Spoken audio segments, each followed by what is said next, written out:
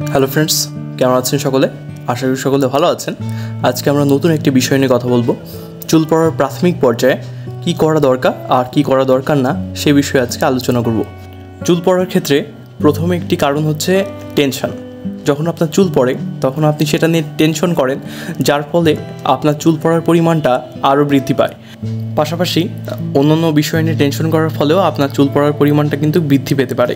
এজন্য প্রাথমিক পর্যায়ে আপনি টেনশনটাকে কম করার চেষ্টা করুন এবং নিজেকে ব্যস্ত রাখার চেষ্টা করুন। নিজে যত ব্যস্ত থাকবেন টেনশনের পরিমাণটা কিন্তু ততই কমতে থাকবে ধীরে ধীরে। পাশাপাশি খাদ্য অভ্যাস এবং আপনার লাইফস্টাইলের উপরেও আপনার লক্ষ্য রাখতে হবে। খাদ্যের ক্ষেত্রে জাঙ্ক ফুডের পরিমাণটা আপনাকে কম করতে হবে, কারণ জাঙ্ক ফুড আপনার হজম ক্রিয়ায় সরাসরি প্রভাবিত করে, যার ফলে আপনার হজম ক্রিয়া ঠিকভাবে সম্পন্ন হতে পারে না। ফলে আমাদের শরীর প্রয়োজনীয় ভিটামিন এবং খাদ্য উপাদান সঠিকভাবে গ্রহণ করতে পারে না। এতে করে হয় রক্তে প্রয়োজনীয় ভিটামিন এবং খাদ্য উপাদানের অভাব ঘটে। চুল যেহেতু রক্তের মাধ্যমে খাদ্য গ্রহণ করে এবং রক্তে প্রয়োজনীয় ভিটামিন এবং খাদ্য উপাদান না থাকায় চুল তার প্রয়োজনীয় পুষ্টি কিন্তু পায় না, যাতে করে দেখা যায় চুল পড়ে যায়। তাই আপনার উচিত জাঙ্ক ফুড এবং কোমল পানীয় বর্জন করে দেওয়া, কারণ কোমল পানীয়তে অত্যধিক চিনি থাকে। আমরা সকলে জানি চিনি কিন্তু আমাদের শরীরের জন্য খুবই ক্ষতিকর। পাশাপাশি চিনি ডিএসটির পরিমাণ বৃদ্ধি করে, ফলে কিন্তু চুল পড়ে যায়। ডিএসটি একটা হরমোন যেটা আমাদের চুল পড়ার ক্ষেত্রে খুবই গুরুত্বপূর্ণ ভূমিকা পালন করে, বিশেষ করে যাদের জেনেটিক হেয়ার লস আছে এক্ষেত্রে কিন্তু ডিএসটি একটা প্রধান ভূমিকা পালন করে থাকে। পাশাপাশি আপনার কিন্তু ধূমপান এবং যে কোনো মাদক পরিহার করতে হবে। চুলের প্রয়োজনীয় ভিটামিনের জন্য আপনি vitamin C, vitamin A, biotin, zinc, copper, iron এগুলো কিন্তু খেতে পারেন। পাশাপাশি সবুজ শাকসবজি তো খেতেই হবে। এছাড়া প্রোটিন খেতে হবে, কারণ চুল গঠনের জন্য প্রোটিন কিন্তু খুবই গুরুত্বপূর্ণ ভূমিকা পালন করে। প্রোটিনের জন্য আপনি কাঁচা ছোলা খেতে পারেন, কাঁচা বাদাম খেতে পারেন। এছাড়া ডিম একটা প্রধান উৎস প্রোটিনের। পাশাপাশি আপনি দুধ খেতে পারেন।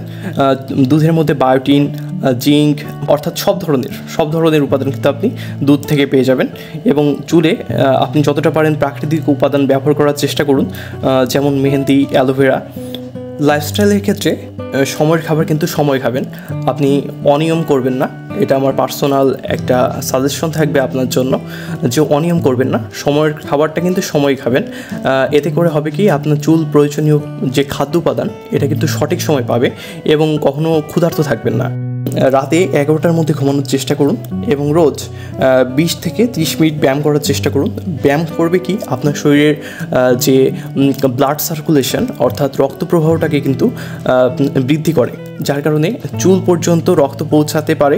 আমরা জানি গ্র্যাভিটির জন্য চুল পর্যন্ত কিন্তু সঠিক পরিমাণে রক্ত যায় না। পাশাপাশি ডিএসটি হরমোন কিন্তু চুলের গোড়াটাকে বন্ধ করে দেয়, যার কারণে চুল পর্যন্ত রক্ত যায় না, যার কারণে দেখা যায় যে আপনার চুল পড়ে।